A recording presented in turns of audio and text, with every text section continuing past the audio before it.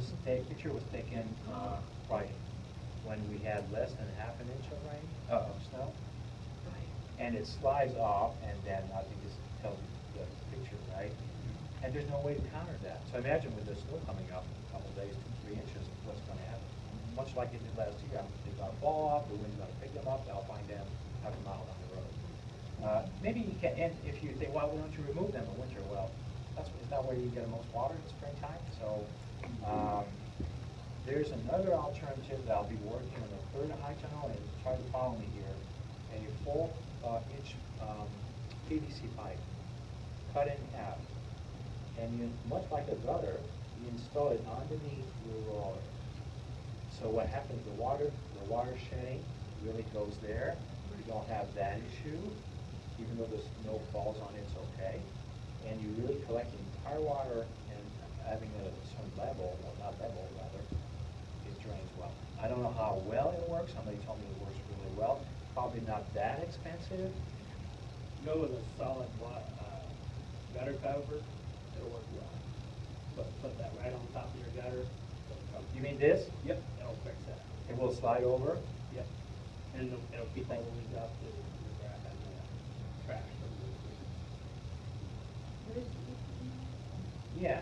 It's called a Menards, I think they have them.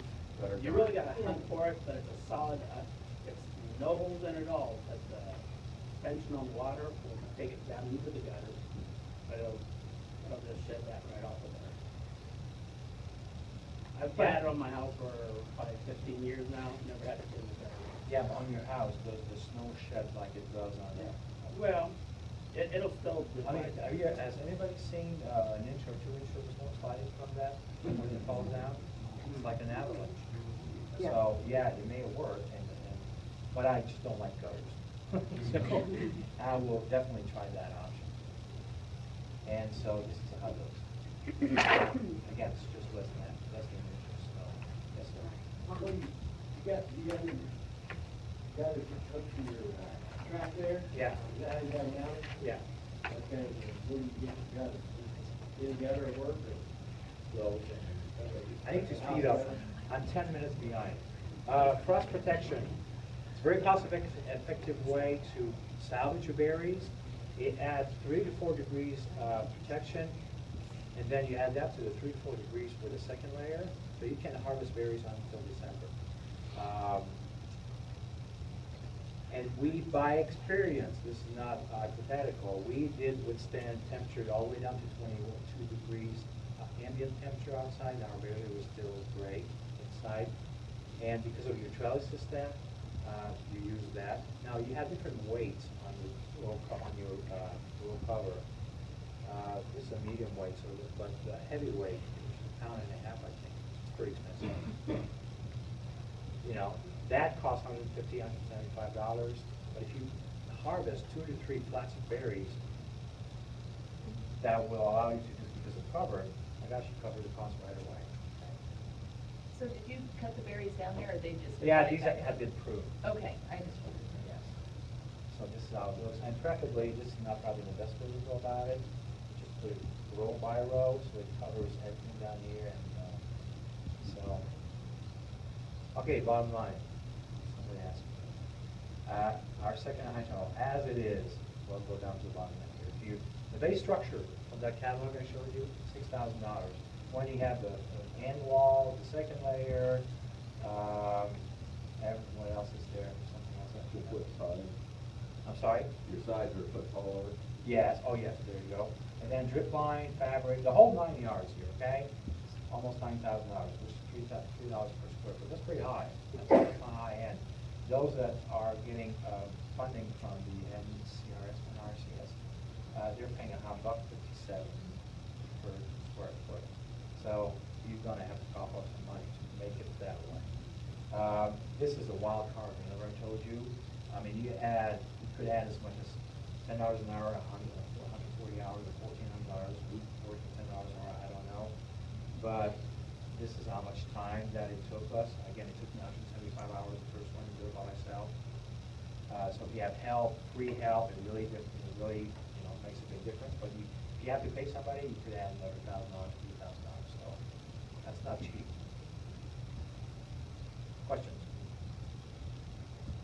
We're good? Can you put that other one back up for a sec while you're asking for questions? Thank you. Yes. Okay, how much, maybe I could add, I think people here selling high tunnels, but how much would it cost to use it on a bus with it? Just have someone come do it for you? I don't know, 4 guys, it takes. I can answer that. Oh, there you go. Ours is 21 by 96, and we got a full grant from NCRS, and it was 5,000 for the base structure. And we had the guys from, well, we had CVS do it, and if anybody needs their phone number, I have it in my phone. And we paid the guy's brother and his crew build it in 2 days, and it cost $1,000, and we were really happy to have them How do many it for guys us. did this? I think they had 3 guys. Short workshops are now ending. Yeah. The next short workshop Yeah, it will only be took starting 2 in days, 10 and they minutes. could have done it Long in 1 workshops day, will continue until but 11:30. weather prevented them from doing it because they did it in December, so there wasn't enough daylight for them to do it all in 1 day. So there you go. Okay. How do you get funding to do that? You check your local, NRC, Sunwater. Look at equipment. Okay, Ann, you want to jump in quickly? I stole 10 minutes of your time. So it's not cheap, but if you bear with me, I'll show you the advantage, okay? So Ann's going to be talking about the actual aspect of growing, harvesting. I'm going to try to make it quick. We still have lots of good information about plant health management. I'm going to quickly go over plant varieties. It's not really fair to just tell you about growing in a high tunnel without giving you some idea of what the differences are between growing in a high tunnel versus growing in a field. And we'll talk about that in regards to some of these things. Plant varieties, harvesting, what it takes to harvest, how many hours, with including labor, kind of how do you pay people, how does that all work? Thinning and pruning, how to maintain the plants through the cycle with kind of a sample organic fertilization program, which, like you stated before, is really dependent on your soil sample. And then quality and pricing of the berries in the marketplace. Okay, how many of you know that there are 2 different types of raspberries? Raise your hand. Okay, summer bearing and ever bearing. They're handled very, very differently. The top ones are, they call them summer bearing, they produce their fruit on floricanes, which are the greenery that grows up the year before. So if you maintain them the way we maintain our everbearing, by cutting them all the way down, you will not have any berries that year. So you really have to know what you are planting. We hear so many times people will come up to us and say, well, I got these berries somewhere, and I don't really know what I have, and you're just like, really? Because it's so important. All of them are so different as far as taste, quality of berries, what they're susceptible to, and also when you harvest them, how long you can harvest them. It's just, you really need to research the variety that you're going to use. We stay away from the summer bearing because simply in Ohio, even in the field, in this high tunnel there, it would be really such a pain in the neck to maintain. Keeping up that floricane from the prior year so you have berries and then trying to trim out, you can imagine it's just almost impossible in a high tunnel. The everbearing, you can leave them up. We've tried it. It's not a good idea, even in a high tunnel, to leave them up. The quality of the berries is just not there. And it's difficult to maintain the old with the new that are coming up.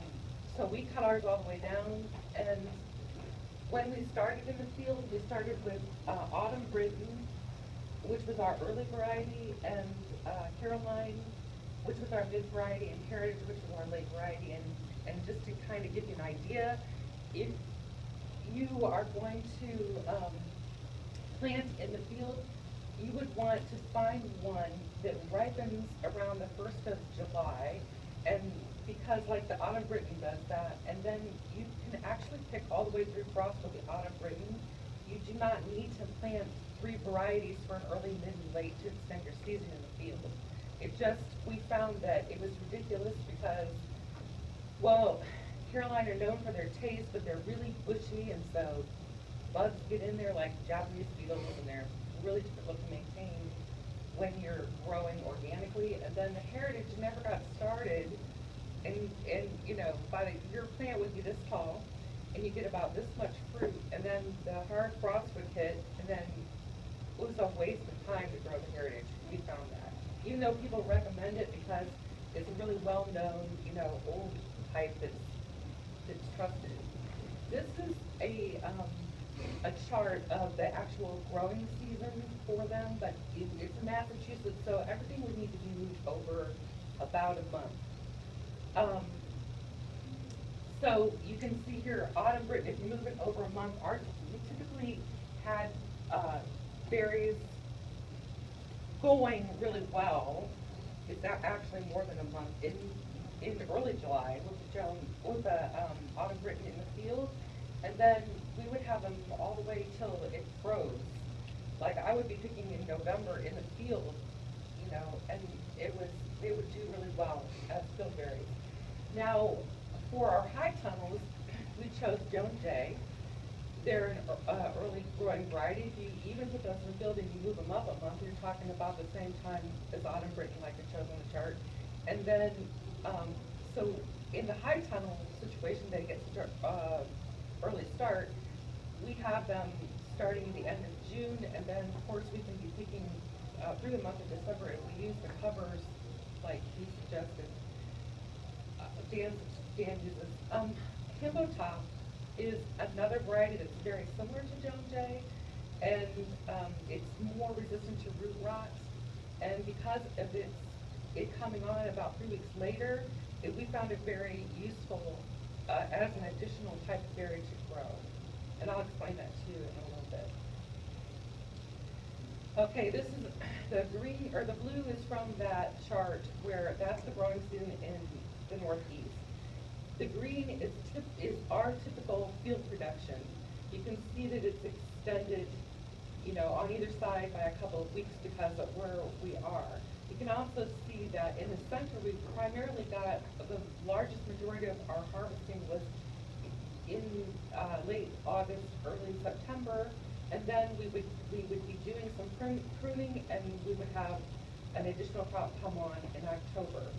In the high tunnel, you look at that. I mean, you're extending it. It's just like a no-brainer as far as the amount of berries you actually get. You have